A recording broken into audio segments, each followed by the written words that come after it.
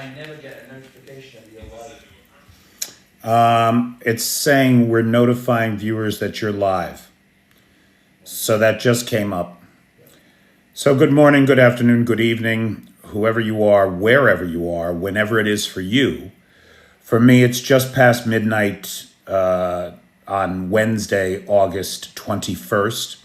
And this is the news from Ukraine for Tuesday, August 20th, 2024, day 910 of Vladimir Putin's war of aggression against the people of Ukraine.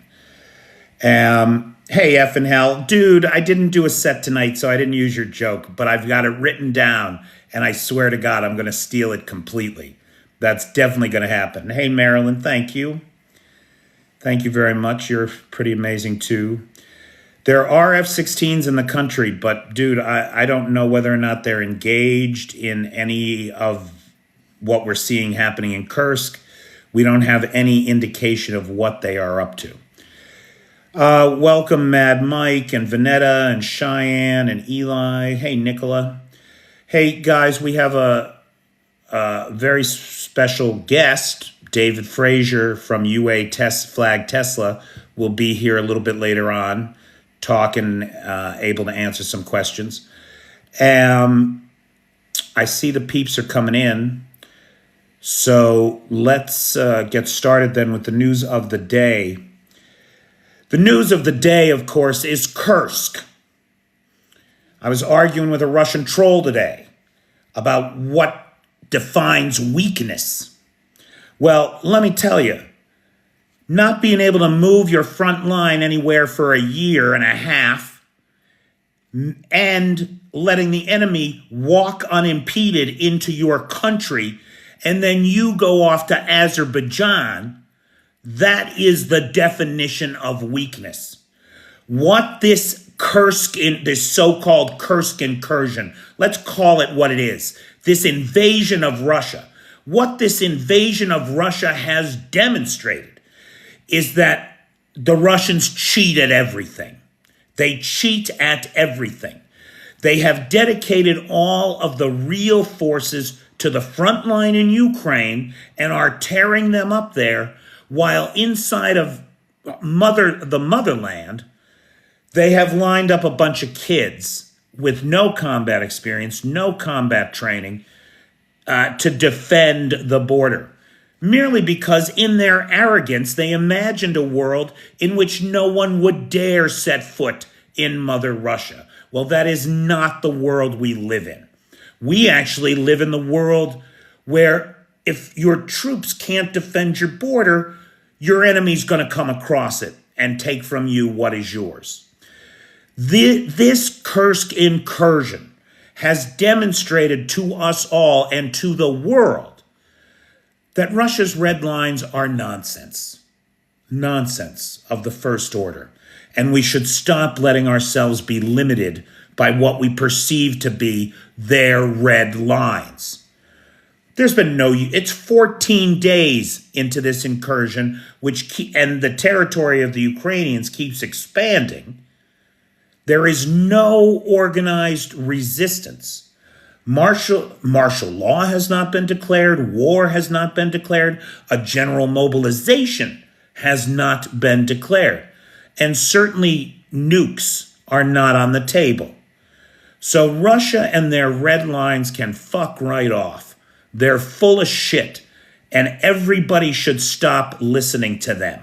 Anybody that is still listening to the Kremlin and thinks they're talking to a person in good faith is an idiot. You're not paying attention. Where are all of the high command during this? Because we're not hearing anything from Shoigu. We're not hearing anything from Gerasimov. Medvedev hasn't posted on Telegram in 11 days, though he did speak to the press. Let me bring that up, actually, because we're going to take a look at those quotes.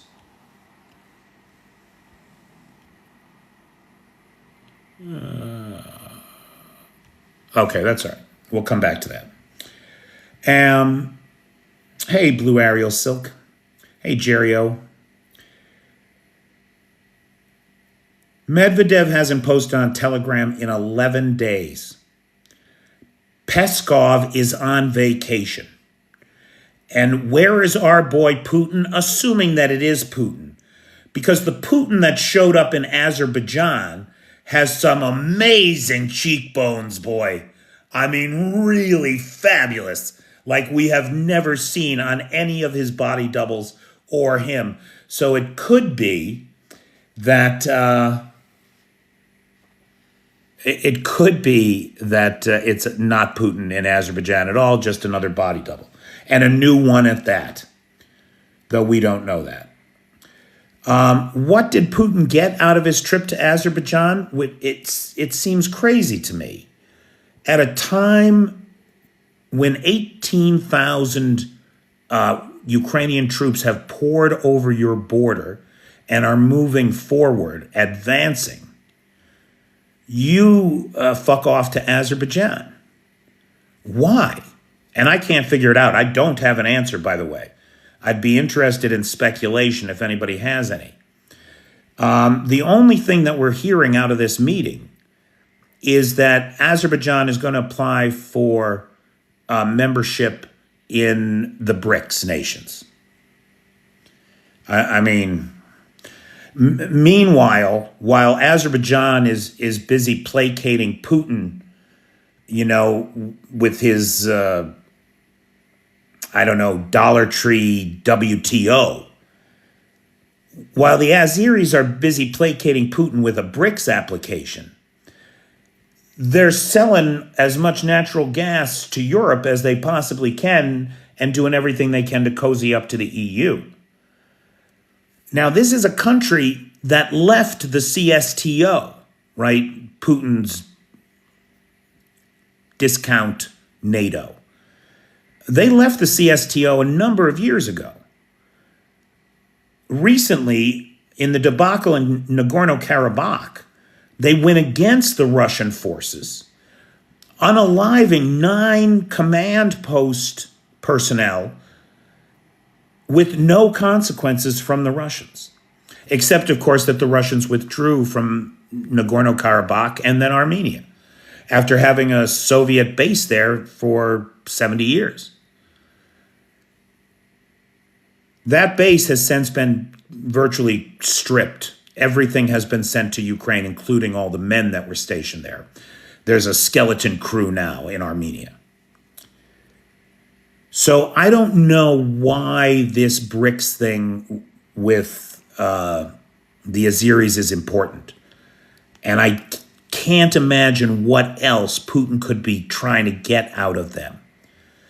Wind is suggesting that Putin is looking for refined oil in Azerbaijan. Now, something like that could be true. I know that Azerbaijan is a net exporter of natural gas, but I don't know what their oil production looks like. We know the Russians are having trouble with oil refining because the Ukrainians keep blowing up the cracking towers of the Russian oil refineries. In fact, at the largest Russian army oil storage depot in Rostov is burning. A drone hit it 3 days ago, and 2 of the tanks caught on fire. There are 74 tanks in this storage facility. Each one of those tanks holds 5 metric tons of diesel. So you're talking about 74 tanks, 5 metric tons. That's 360 metric tons of diesel on site and a fire that is raging completely out of control. The fire spread yesterday after 2 days of burning in an explosion that injured 13 firefighters and sent flames shooting into the sky as much as 500 feet by some accounts. Today, 20 of those storage tanks have burned or are burning. That's 100 metric tons of diesel. That's enough diesel for the Russian army to run on for, 2 days, 3 days, something like that. the fire is burning out of control. It appears as they're bringing in aircraft, right, like forest fire fighting aircraft to drop chemical retardants on it. But it may not stop that insatiable burning from spreading to the rest of the oil tanks. In which case, you're talking about a potential loss of 360 metric tons of diesel, the life's blood of the Russian army. Every tank, every truck, everything uses that diesel from Rostov. So that's still going on. Coming back to Kursk, one of the things that we saw today was video footage of the pontoon bridge, of one of the pontoon bridges being destroyed. So everybody knows the bridges across the same river in the Kursk Oblast have all been blown by the Ukrainians. Therefore, the 2,700 Russian troops that are trapped now to the south of the river with Ukrainians on all sides can't be resupplied. So the Russians put up a couple of pontoon bridges. There's one around Glishkovo, and then there was another one farther west. The one that was farther west was erected, put into use, and destroyed by the Ukrainians within 48 hours. All of that within 48 hours.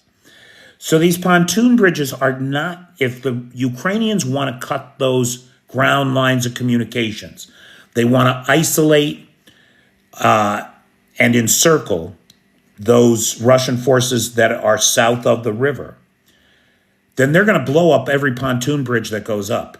And they're easy targets. They're fixed targets. They're on the water, easily spotted by drones. And there are only so many places you can cross. This river, it's a boggy wetland on most sides. Video has come out demonstrating that the Ukrainian armed forces have entered Koronivo. Now, the video, unfortunately, is not great video because it's a line of Ukrainian MRAPs that get destroyed by a Ka-52 Alligator. So the helicopters come in and they blow the MRAPs to smithereens. Now, it's not clear whether or not the crews or the infantry that were in these vehicles survived because of the Western tech. We don't know that. But the vehicles themselves are shot. But the Ukrainians are in Koronivo. In Tetkino, it appears that we saw a decapitation strike. A couple of JDAMs came in and hit the command and control buildings where the general staff for that area are housed. We don't have a word on casualties, but it does appear that this is part of a softening up operation of combined artillery and targeted strikes that are getting Tetkino ready for a push from the Ukrainians, who have already come across the border. Now, this is at the far western end of the Kursk Oblast. And the Ukrainians have already come in that way, while the main force is pushing from the east. And those 2,700 that we're talking about south of the river have those two forces on either side. The Ukrainians have already taken a confirmed 16 square kilometers of Russian territory across the Tetkino border checkpoint.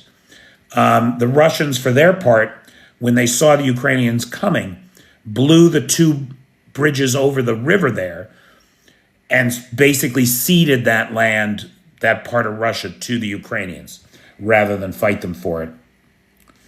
There is a great article in the Sunday Times. That's the London Times.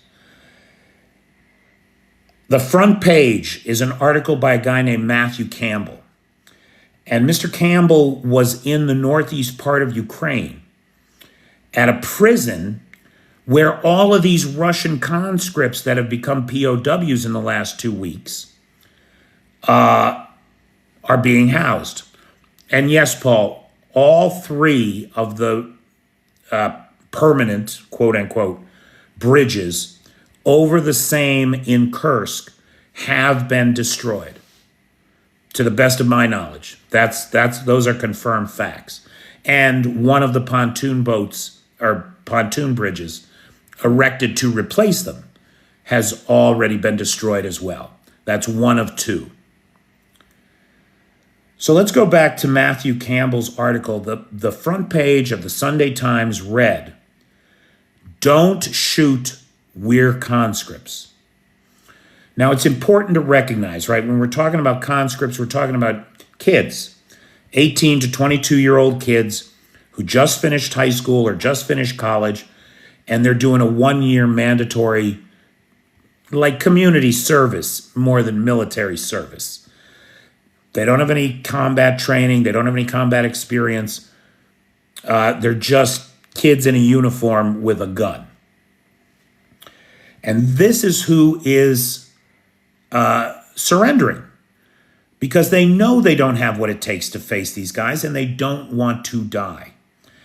And in this article, there are a couple of trends, I guess we could say, that come out of the stories of each of these kids. The one thing that for me really stood out was what they all said. When the Ukrainians came, their commanders fucked right off. They ran away and told the kids that if they die for the motherland, they will go to heaven. Like there's this constant refrain of the commanders fleeing and telling the kids they're leaving behind, don't let the Ukrainians capture you. Do not retreat 1 foot. If they capture you, they will torture you. They will do terrible things to you, etc. And rather than let that happen to you, you should take a grenade and pull the pin and go to heaven, where you will be rewarded for your sacrifice to the motherland. Oh my God. These people have no shame. They have no shame at all, not an ounce of human compassion in them.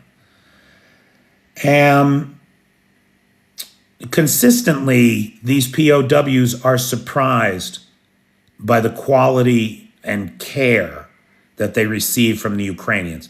And the Ukrainians are going a long way to make sure that out there in the press, it is clear that Russian POWs in Ukraine are not treated like Ukrainian POWs in Russia. There's night and day. Night and day. There is some fallout tearing at the fabric of Russian society from these POWs. Because they're kids who are not supposed to see combat, are not supposed to become prisoners of war, there has been pushback from the mothers of these kids. There are all of these videos emerging on social media of these mothers saying that they support their kids will defend them, but the people who are sending their children there, they should be defending the country too. So we hope to see Peskov and Lavrov and everybody in the Kremlin out on the front line with a gun, which we know is never going to happen. But it's a curious example of the cognitive dissonance of the Russian people and the way they have to turn a phrase to make what they're saying acceptable to the powers that be that they're trying to speak some truth to. It's a curious kind of thing. Many more of these conscripts in Kursk are at risk of being gang pressed into service on the front line in Kursk. And that is happening, apparently. I do have an idea. This is strictly my own conspiracy theory. It's not a conspiracy theory. It's just I have no evidence that anything like this is happening. But I think it must be, or something like this is happening. You have all these 19 to 22-year-old kids. They've all been captured as POWs. You have the Russian Volunteer Corps, which is made up of Russians fighting for a free Russia.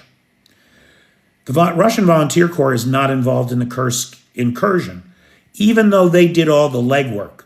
Let's not kid ourselves. Those Russian Volunteer Corps incursions into Kursk and Belgorod absolutely created the blueprint for this larger operation.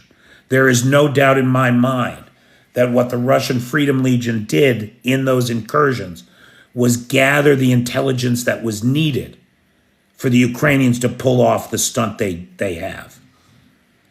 Now, what am I thinking in my head? I am thinking that there are all of these kids who have a certain sense of patriotism. They get out of the Russian army and into the hands of the Russian Freedom Legion, and suddenly all the lies that they have been told are exposed. Ukrainians don't summarily execute their prisoners. Ukrainians feed their prisoners well. Ukrainians treat their prisoners well. Ukrainians don't torture people. We do that. Demonstrating to these kids the lies that they have been told and how they can know that they are lies, then giving them access for weeks at a time to a free internet, to actual news, and the perception of how the world perceives Russia today as a pariah state, a gangland of thugs and pimps and warlords. That's what Russia is. They see that, and they get evidence of the corruption in Russia. How compelling is it for their fellow citizens, other Russians fighting in the Volunteer Corps, to say, don't you want to be part of saving Russia, of freeing it from the bonds of these gangsters and thugs in the Kremlin who are destroying the legacy of what Russia and the Russian people are in the world? Don't you want to be part of saving Russia? And I think that's a very compelling argument to make to a young, patriotic Russian. And the fact is that this generation could be the generation to free Russia from itself. And wouldn't it be nice if some of these kids decided that they wanted to fight for that freedom and join the Russian Freedom Legions? I think something like that is probably happening. I can't imagine that it's not. It's just the perfect storm of recruitment. And if it were me, I'd be in there talking to those kids and trying to make sure that sending them back doesn't just mean that they're going to end up back at the front line and poured into Putin's meat grinder. Because I'm afraid that will be the future for many of them. In the Kursk direction, there may have been 2 decapitation strikes today. One was all the way out west in Tetkino, right? We talked about the JDAM strike there. Then somewhere in the Kursk direction, one of the French hammers, the bunker busters, hit a command and control underground bunker in the Kursk region. We do not have reports of casualties in that hit, but it does appear that the underground bunker was destroyed. This is not a big deal, but it's an interesting point to make. And from it, you can extrapolate a number of things. There is a video from the Kursk direction around Sudza of 2 destroyed Russian BTR-82s. Now, here's the thing about this armored vehicle. Oryx has confirmed 822 destroyed in Ukraine, 824 with the 2 in this video. At the start of this full-scale invasion, Russia only had 1,100 of these things. And Ukraine every day is working to make them extinct. And they are awfully fucking close. It's really It's really something. 824. The Washington Post had a funny report in it, citing sources close to the matter. They said that secret talks in Qatar, brokered by the Americans between Kyiv and Moscow, were about to begin when the invasion into Kursk killed those diplomatic negotiations. Kyiv has remained silent and has not commented on this. Maria Zakharova from the Putin administration denied it flatly, said that there were no negotiations scheduled in Qatar, no secret negotiations brokered by the Americans were under consideration. It never happened. Based on her adamant denials about it, I think we can assume it was all true, and the Ukrainians nipped it in the bud by going into Kursk. Zivov, a war blogger, has threatened the CNN reporters that reported from Kursk with unaliving, because that's what Russia does. Troublemakers like journalists and people who are interested in objective truth, they need to be eliminated. That's the only way a system like the Kremlin gremlins survives. It's the only way. Russian fake news sites are proliferating in the United States. Now get this, according to NewsGuard, which is a US-based disinformation watchdog, there are identified 1,270 websites that claim to be local news channels, but are in fact Russian-sponsored propaganda channels that lie, that just spread Russian disinformation.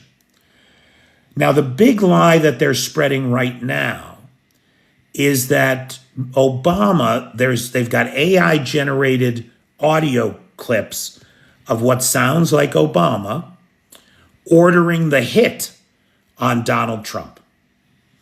Now, this, of course, is nonsense of the worst order. But people believe it. And the kicker is, while there are 1,270 fake news sites in the United States as identified by NewsGuard, NewsGuard has identified a total of 1,213 actual local news sites. That means that your odds, if you're looking at a website in the United States that claims to be local news, the odds of it being a Russian disinformation channel are 50-50. This is a real problem.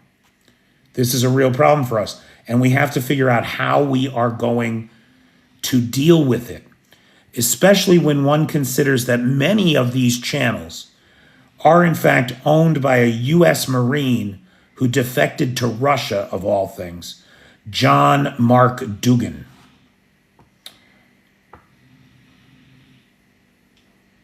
We reported on NewsGuard. How can you fight that? Exactly. Blue Aerial Silk, how do you fight it? Now, see, Bobby says that if he doesn't know the news source, he doesn't give it any credence. But most people don't think that way. And they buy into it at face value. And what we have to do is, it's not just good enough for us to talk about strategies for how do we identify disinformation sources. We have to figure out ways to stop them. Look, I know we live in a world of free speech, and I want to maintain free speech. But part of free speech is not being lied to.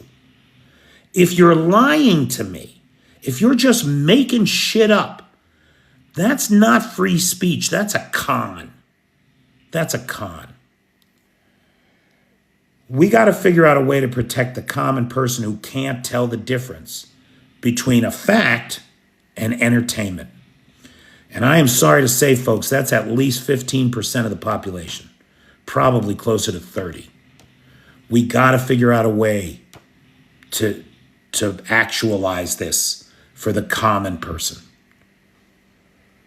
And I don't have a good answer to that one, that's for sure.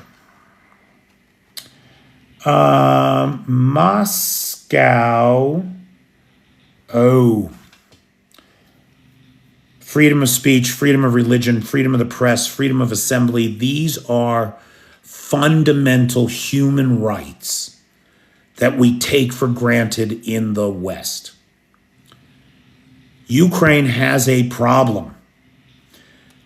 The Ukrainian Orthodox Church of the Russian Patriarchy. These churches, so-called, report to Moscow. And I mean that very literally. They don't just report to the Patriarch in Moscow. They report to the Kremlin. The Russian Orthodox Church is merely the spiritual bullshit arm of the Kremlin. We've seen these priests telling troops they are going to Ukraine to be unalived. They are not going to fight. They're going there to be unalived. But it's okay, because I'm going to sprinkle this water on you and you're going to go to heaven. It's an arm of the FSB, Dave. That's exactly what it is. They are FSB satellite offices. I could not agree more. The Rada, the parliament here in Ukraine, agrees with you as well.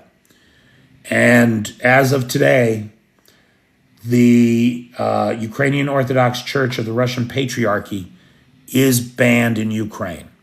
Or rather, this law will result in them being banned. There's a time frame for this. We talked about Putin and Azerbaijan. Now, this is very exciting. Russian frozen assets, for the first time, are being used as part of the Czech Shell Initiative to purchase shells for Ukraine. Let me say that again. It is worth repeating. It is Tuesday, August 20th, 2024, and as of today, frozen Russian assets are being used to purchase weapons to be used against Russia. Hey, PH. That's a thing of beauty right there.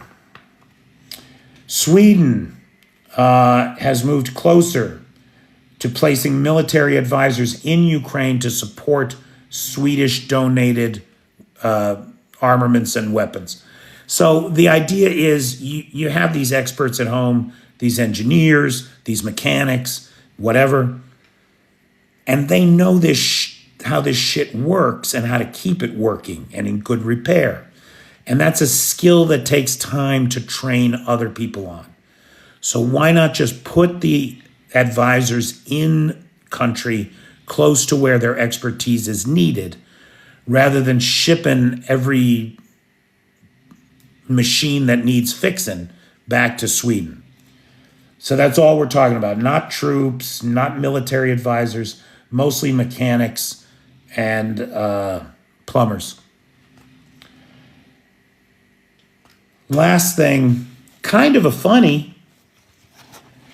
Remember I did a video a couple days ago about one of Russia's best tanks, the T-90M, that had been captured in the Kursk region. This is a $4.5 million tank or so. It's one of Russia's best. That tank, that very tank I did the video on. It turns out that the only reason the Russians left it behind is because the battery was dead. I mean, really, the battery was dead. The Ukrainians gave it a jump, and it works just fine, even had a full tank of gas. So, Clay, I don't know if you're around, but that's the kind of thing you just love, I know. That is some funny-ass shit. Okay, so I want to send a big thank you out to the moderator team, Cheyenne, Vanetta, PT, John Williams, Jay, and Travis. I want to thank the sponsor of tonight's live, my Lord Tom. And literally the guy is a lord. He's or a laird, I guess, a Scottish lord. But real nice guy, a friend of David Frazier's. And that's why you always carry jumpers with you. I'm with you, Van. So thank you, my lord. Sure do appreciate it. Bip wants to know when the F-16s are coming to Ukraine. Bip, they are already here. We just don't know how they're being used.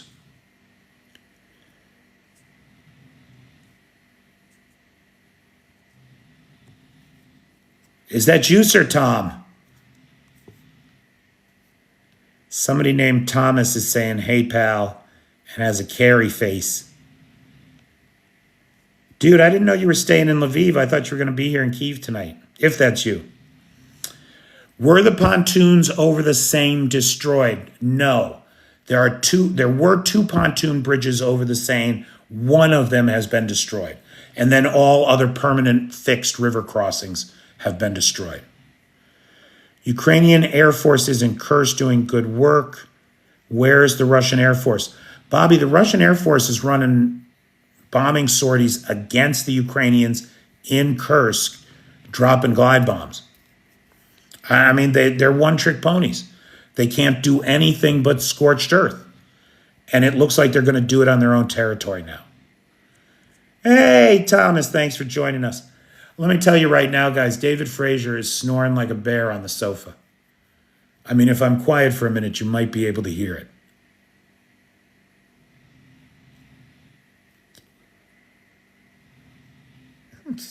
So I'm not sure David is going to be joining us for a Q&A. But thanks for introducing me to you, Thomas. You are fucking funny as shit, man. You were hysterical on the phone. When you're in Kyiv, hit me up.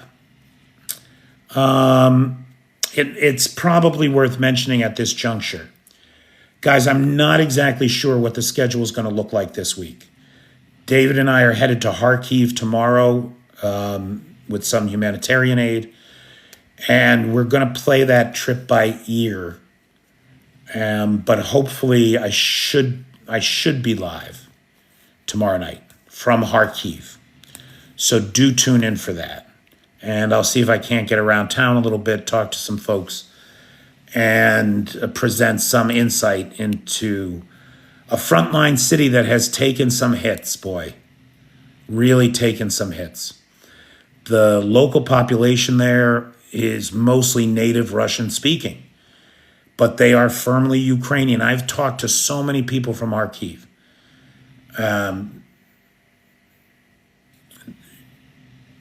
Who are Russian speaking by birth, right? It's their first language, but they are dyed-in-the-wool Ukrainians. Make no mistake. The two are not mutually exclusive things here.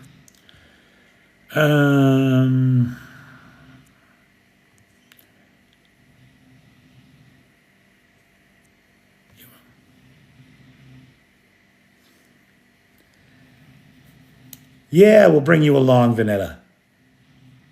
Definitely, we'll try to bring everybody along.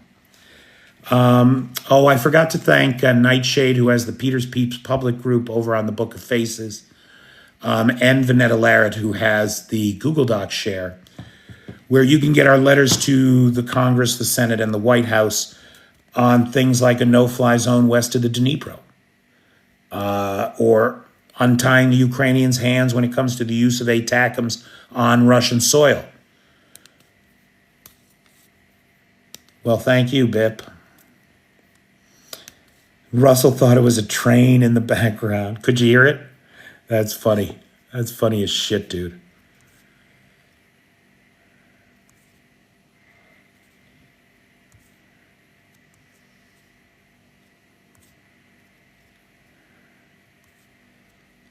Yeah, you're not wrong, Bobby. Kharkiv is close to the front. Although now the front's moved back quite a bit. Actually, Bobby, it's we're in better shape today than we were 2 weeks ago, right? The front's actually moved back.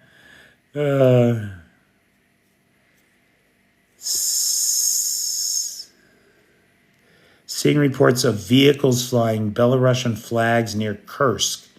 Have you heard anything? My understanding, Alan, is that Belarus is sending not troops, but equipment. So, as I understand it, throughout this war, Russia has turned to Belarus for numerous weapons, so much so that the warehouses are basically empty. Russia is not just burning through its own Soviet inheritance of stockpiled weapons, it's burning through Belarus's as well. And so my understanding regarding the current weapons and armor vehicle transfer to Russia from Belarus is that these units are not coming out of storage, they're coming from active duty units. So that means that Lukashenko is now at a point where he is forced to grift to Putin the actual equipment that his actual active duty personnel are actually using on a day-to-day basis. And I believe that that is what those Belarusian flags are. They are definitely not Belarusian volunteers fighting for Russia in Ukraine. That's not a thing.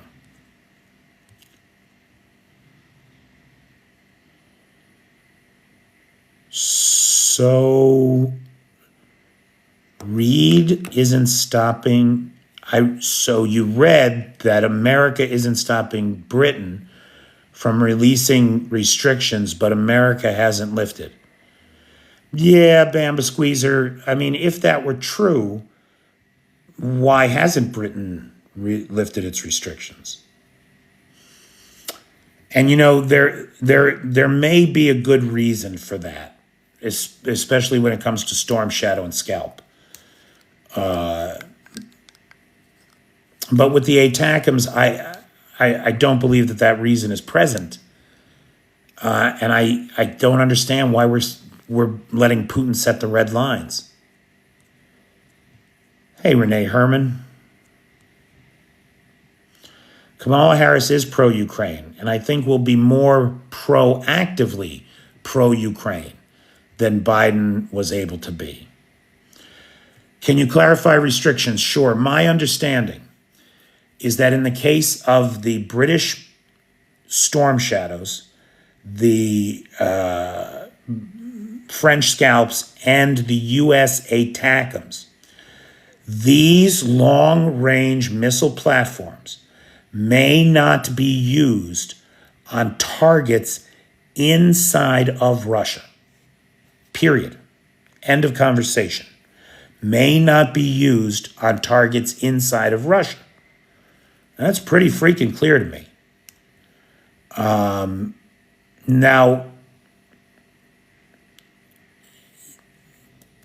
that's just about all that we know publicly. Because the governments in question here tend to be very unclear in their commentary, frankly. But it does appear that that's the common understanding. Yeah, hoping that Kamala finally gets... Oh, you're saying when Kamala gets nominated officially, Biden will let the war dogs out? Maybe. Hey, you got a phone, trash hunter. Did you find that on the beach? Did you use a metal detector?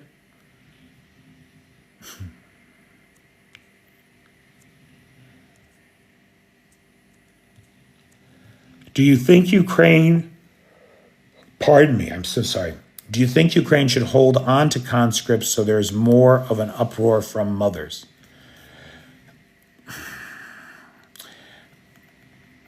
I think the Foreign Legion and the Russian Volunteer Corps and the Siberian Brigade should be in there recruiting from these kids and then sending them to legitimate training so that they can legitimately fight for Russian freedom, because that's what Russia needs.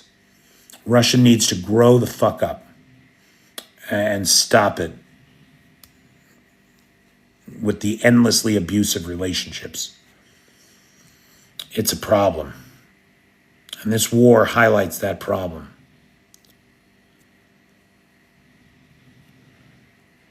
Thank you, Mario. But if the Lancer is in Kursk, I don't know what that means. See, Anthony, that's my opinion completely. We're giving Ukraine weapons. That's up to Ukraine what, when, and how to use them. That's what I think it should be, right? We're not the ones bleeding and sacrificing for this thing. Only the Ukrainians know what's best for them. And once we turn them over, that should be the end of it. Hey, Mick, welcome from Canada.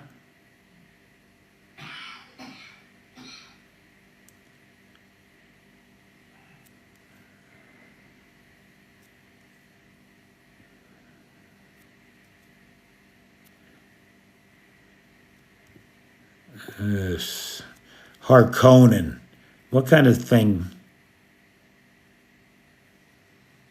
That's complete I'm not even going to deign to repeat that. Everybody else has told you it's nonsense. It's nonsense.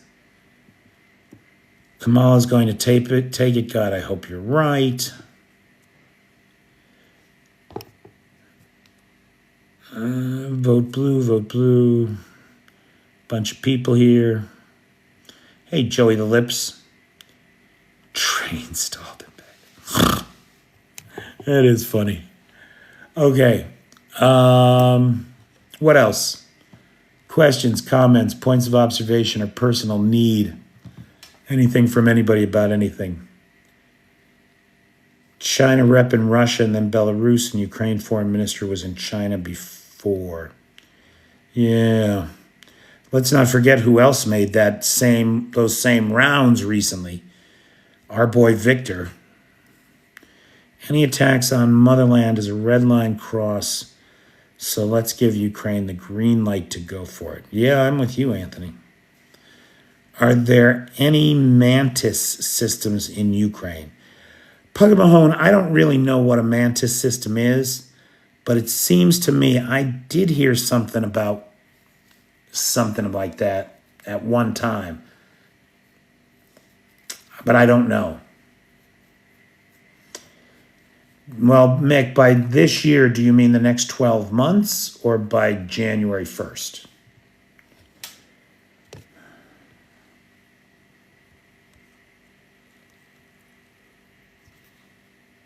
Oh, pardon me. I'm so sorry.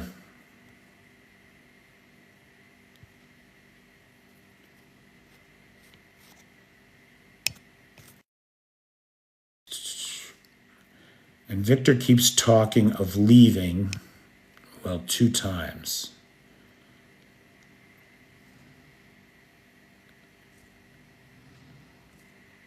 Okay. Guys, if you like what I do and you support the channel, you can see that my videos are being suppressed. The videos I did today, not one of them broke 1,000 views. That is not how this channel has traditionally performed. So help me. Help me out if you can. Like, subscribe, and share, please. Favorite videos, if you can, please. Help me figure out how to deconstruct this algorithm. Those are all big things. Another big thing is the Patreon. The Patreon is the bread and butter. It is my very life's blood, how I survive, doing nothing but this. And we've had a few people leave the Patreon recently, which is disheartening. So if anybody can join the Patreon, or maybe you have a Patreon membership and you could increase your level, step up a level, that would be appreciated.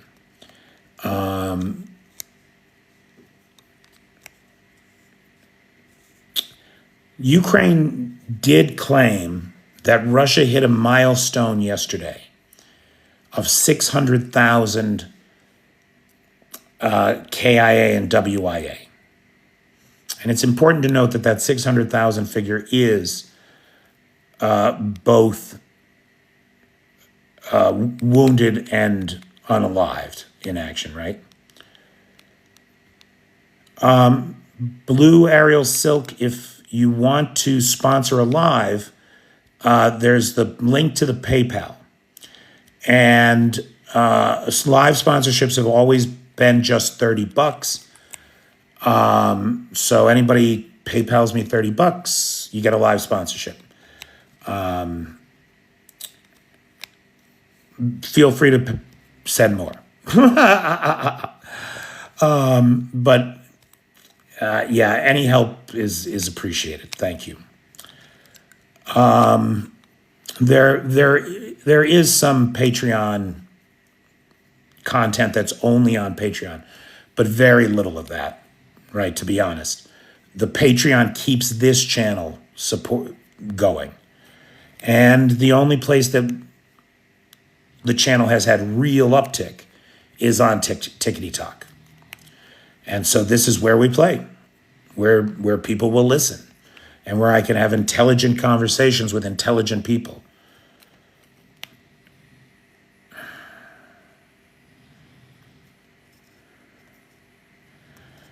One of the reasons that there's content over on the Patreon that isn't here is because really this channel exists only to disambiguate Russian disinformation,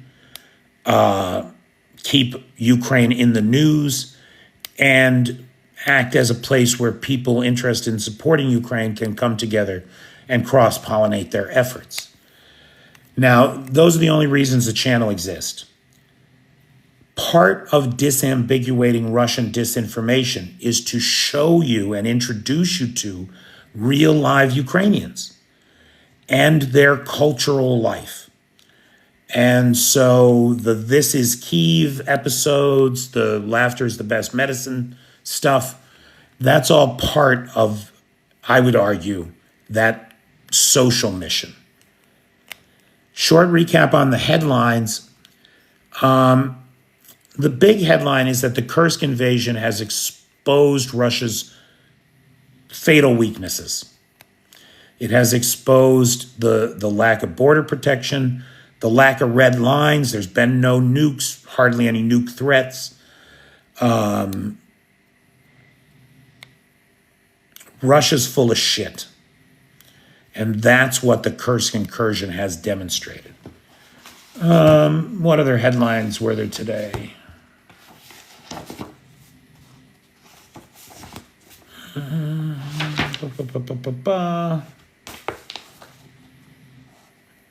Don't shoot, we're conscripts.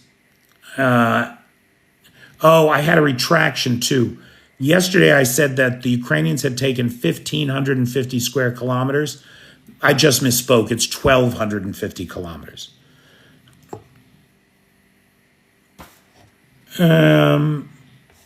Command and control in Kursk appears to have been hit an underground bunker with a French hammer. The Washington Post is reporting that Kyiv and Russia were to have secret negotiations with the U.S. in Qatar when the Kursk invasion put all that to an end. This is some nonsense claim that the Russians are making. That the Washington Post is making. Maria Zakharova, for her part, denied that such conversations ever were happening. And those were the headlines anyway from today. Does anyone know the status of Putin's cancer diagnosis? I'm not sure that anybody even knows that Putin actually had a cancer diagnosis. That's a tough one. For my birthday, greatest hope is safety of April de facto humanity on family evacuation mission. Oh boy. All right, de facto humanity. Thank you, Trash Hunter.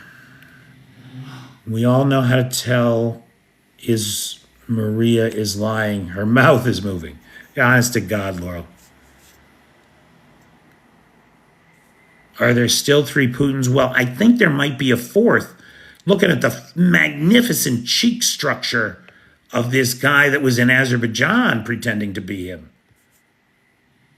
Happy birthday, TKS Daddy. Has Putin ever had a psych eval? Yeah, but he had the evaluator poisoned afterward. That's just a joke. That's not real news. It's just a joke. 4 Putins at last count. Yep. You have 7 Putins. Pick a Putin to be exact. Which one? Yeah, honest to God, Fitz.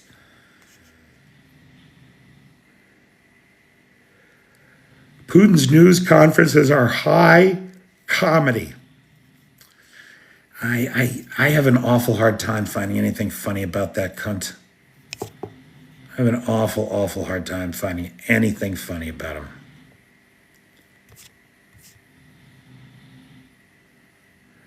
Okay. It is just 1 o'clock. So again, Tom, thank you so much. Thanks for following. Thanks for supporting. Thanks for sponsoring the live. We appreciate you. Everybody say thank you, Tom. Thanks again to the best moderator team on the Tickety Talk. Cheyenne, Vanetta, PT, John Williams, Jay, and Travis. Thanks so much. I'm sorry about David. It's funny. He had a long 2 days, boy. That's a long drive from London. Thanks to Nightshade, who has the Peters Peeps public group on the Book of Faces. And thanks to Vanetta Larrett, who has the Google Doc share and the Dismantle 2025 group on the Book of Faces. This channel is evidence that the lie that Putin wants everybody to believe, that they are powerless, is just that. It's a lie. A year ago, this channel did not exist. Could I do it by myself? No. There's a whole range of people who help out. And together, we get some shit done. Which I'm very proud of, by the way. I'm proud of everybody that contributes to this channel. We are the living proof that individual actions matter. What we say, what we do matters. And I think that that is as true tomorrow as it was yesterday. Thank you, Anthony. Thank you, Eli. Thanks again, Tom. Thanks, everybody. Thanks for being there for me so that I can be here for you. Right? Like I always say, I watch Russian TV so you don't have to. All right, kids, make it a great day.